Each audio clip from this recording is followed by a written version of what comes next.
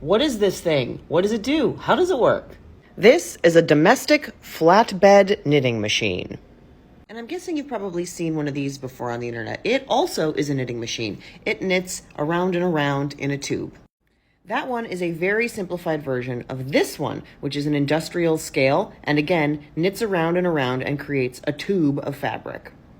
Mine knits back and forth in one long panel. I have this extra bit down here that allows me to also work in a tube, but mostly it just does this panel thing if you're using this top section. The industrial version of mine would look something like this, also knitting in one big panel that will then be seamed together into a finished garment later. I make the panels in the right shape according to the pattern, and then I put them together, kind of like sewing. You make the shapes, and then you seam the edges together. The major difference from sewing, of course, is that I'm actually making the fabric that I have to use instead of buying it and cutting it out.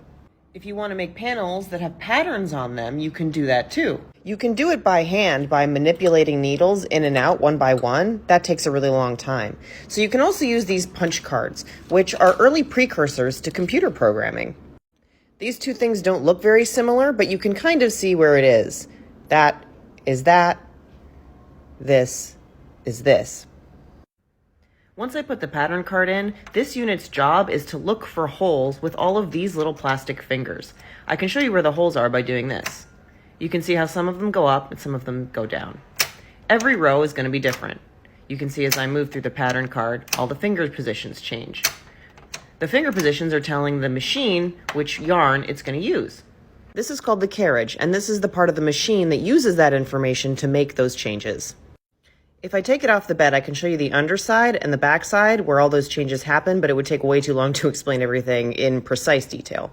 This is the carriage turned around, so this is the part that those little fingers are talking to. It's pushing into each of these little slots and telling it to use either the A yarn or the B yarn. Here's the underside. This is how it does all the switching, and yeah, it's too much to go over in one video. So when you see me making cards in my other videos, I'm making cards to put in my machine to make new patterns. So a bunch of these came with the machines when they were first produced in the 60s, 70s, 80s. This is what the old ones look like, and the ones that I make are just out of binder material for my custom designs.